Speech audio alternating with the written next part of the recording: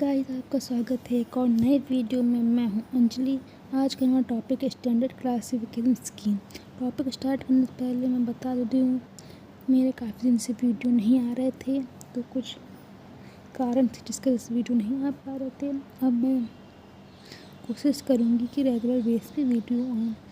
तो चलिए स्टार्ट करते हैं आज का हमारा टॉपिक, जिसका नाम है स्टैंडर्ड क्लासिफिकेशन स्कीम DDC।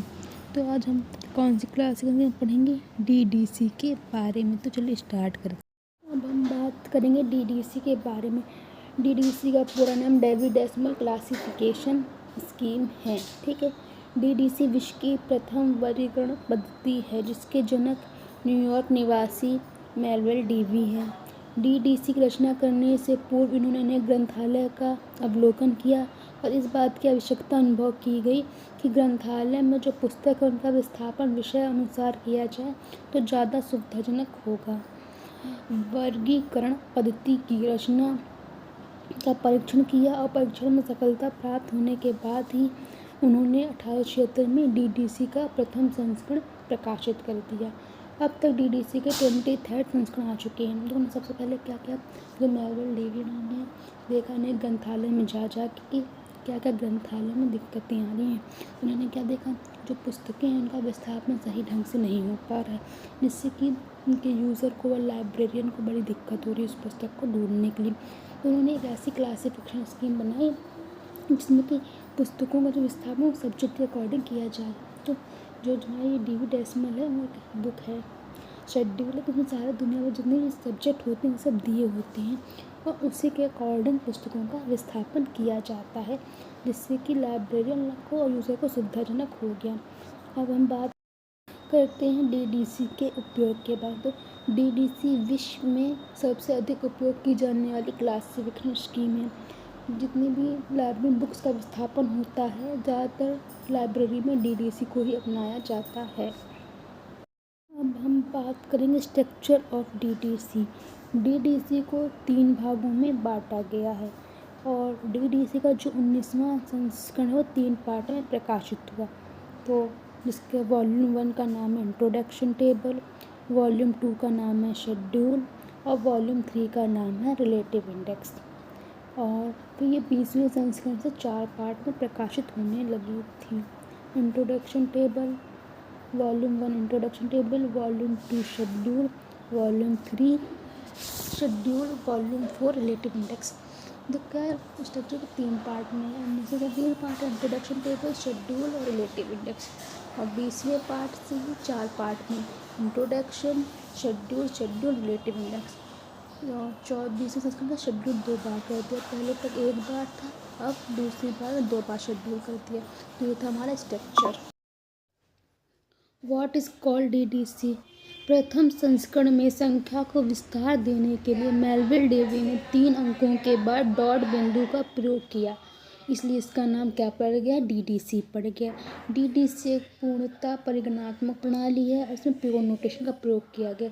जो हमारे DDC है, इसका नाम DDC क्यों पड़ा? तो इन्हें क्या, संख्या का विस्तार देने के लिए 3 अंकों के बाद डॉट बिंदु का प्रयोग किया गया, इसलिए इसका नाम DDC पड़ गया। Outline of main class. DDC में संपूर्ण ज्ञान को 10 भागों में विभाजित किया गया है, जो कि इस प्रकार हैं: 000 जर्नलिटीज, 100 philosophy and theory, 200 religion, 300 social science, 400 language, 500 pure science, 600 technology and applied science, 700 fine art, 800 literature and 900 history and general geography. तो ये थी हमारी 10 मेन क्लास और इनको पढ़ने का तरीका यही है। 000 जर्नलिटीज ऐसे कहीं 100 फिलॉसफी 300, 200, 300 पढ़ना नहीं, 100, 200 इस तरह पढ़े। Sub division of main class in DDC। DDC के प्रत्येक मुख्य वर्ग को 10 भागों में विभाजित किया गया है। तो जितनी भी हमारी मेन क्लास है, मेन क्लास 10 है, उन 10 मेन क्लास को फिर से 10 मेन क्लास में विभाजित किया गया है। तो इसकी हम यहाँ मेन क्लास देखेंगे 330। तो 330 social science, 310 statics, 320 political science, 330 economics, 340 law, 350 public administration और 360 सोशल साइंस, 370 इकोनॉमिक्स और 380 कॉमर्स, 390 कस्टम।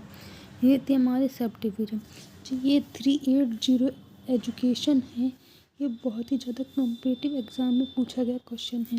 क्या था 380 किस मेन क्लास से संबंधित है? Helping table. डीटीसी में क्लास नंबर में विचारशीलता लाने के लिए हेल्पिंग टेबल का प्रावधान किया गया है, जो विषय का क्लास नंबर बनाने में सहायता करता है। Table 1 standard sub division, table 2 area, table 3 sub division individual literature, table 4 सब individual language, table 5 religious ethic group person, table 6 literature, table 7 person. तो ये थी हमारी हेल्पिंग टेबल जो कि 7 है। अब हम बात करेंगे फॉर्म डिवीजन की। देखो, बुक की जो रचना है वो कैसे की जाती है, विभिन्न दृष्टिकोण से की जाती है, और इन दृष्टिकोण को हम लोग कैसे प्रयुक्त करते हैं, अंकर के माध्यम से। या कोई न्यूमेरिकल हो जाता है, अल्फ़ाबेटिकल भी हो सकता है, इस तरह से। अब बात करते हैं जो कि मेलविल डेवी ने फॉर्म डिवीज़न को मानव विभाजन कहा है।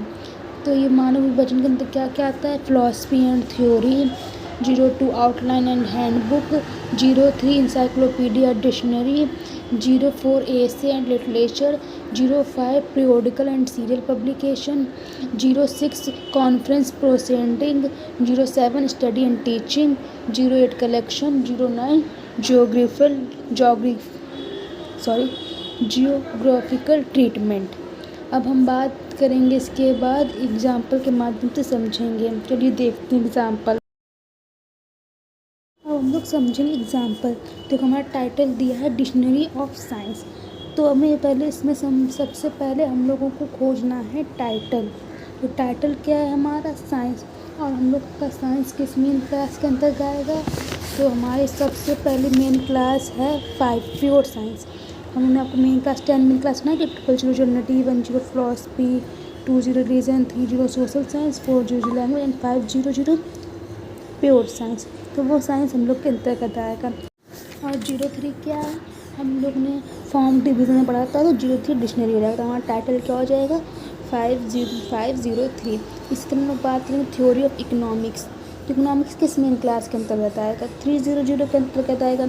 और 30 सोशल साइंस है। सोशल साइंस तो मान लो अंदर तो सोशल साइंस है हमारा। इकोनॉमिक्स थी है तो मेन क्लास हम लोग की सोशल साइंस हो जाएगी। और सोशल साइंस के अंदर इकोनॉमिक्स कहाँ आता है? 330 में आता है। तो इसका नंबर हम लोग को मिल गया 330। अब थ्योरी का नंबर क्या है? 1 है। ये हम लोग किसी फॉर्म डिवीजन से लिया, फिलॉसफी एंड थ्योरी से। तो ये हो जाएगा 33। तो हमारा नंबर हो गया 330 + 1 = 330.1। 330 इकोनॉमिक्स, और हम लोग 3 अंक के बाद डॉट लगाते हैं, ऐसे नहीं जोड़ते हैं, तो 0.1 हो गया थ्योरी का नंबर। तो ये हो गया हमारा नंबर। अब हम बात करें कुछ इंपॉर्टेंट पॉइंट के बारे में। हो डीडीसी का वर्तमान समय में कितने संस्करण आ चुके हैं? 23 आ चुके हैं। 23वां संस्करण कब आया? 2011 में आया। वर्तमान समय में डीडीसी का प्रकाशन कौन कर रहा है? OCLC online computer library catalogue द्वारा किया जा रहा है। तीसरा, डीडीसी में वर्गों के डिवीज़न का क्रम फ्रांसिस बेकन के सीखने के क्रम पर बेस्ड था। अब चौथा, डीडीसी के जो फर्स्ट एडिशन है किस टाइटल से पब्लिश हुआ था? उस टाइटल का नाम था a classification subject index for catalogue or arranging the book and pamphlet of a library. तो चलिए और बात करती हूँ और क्या क्या इंपॉर्टेंट टॉपिक हैं आगे। कुछ और इम्पॉर्टेंट पॉइंट है उनके बारे में चर्चा करते हैं। मेलविल डेवी द्वारा एमरिस्ट कॉलेज में तैयार की गई थी। क्या तैयार की थी? डीडीसी तैयार की थी। डीडीसी के फर्स्ट एडिशन के एडिटर कौन थे? मेलविल डेवी थे। डीडीसी के जो 19th एडिशन था उसके एडिटर कौन थे? बेंजामिन क्लस्टर थे। डीडीसी में वर्गों का क्रम किस पर बेस्ड था? फ्रांसिस बेकन के सीखने क्रम पर बेस्ड था। डीडीसी में जो हमारे पेजेस उनकी संख्या कितनी? 44 थी। डीडीसी जो मेन क्लास का क्रम था वो एंडो एबिक नंबर द्वारा दर्शाया जाता है। फ़िलहाल आज के लिए इतना ही, क्योंकि टॉपिक बहुत ही बड़ा है तो मैं आपको डिटेल में बताऊंगी, चीज़ों को धीरे धीरे समझाऊंगी। तो ठीक है, और और नेक्स्ट वीडियो में बात करेंगे। नेक्स्ट वीडियो में मैं आपको क्लास नंबर भी बताना सिखाऊंगी, तो बने रहें। पसंद आता है तो लाइक शेयर सब्सक्राइब करें, और आप मुझसे कुछ पूछना चाहते हैं तो कमेंट करें। फ़िलहाल आज के लिए इतना ही। Thank you.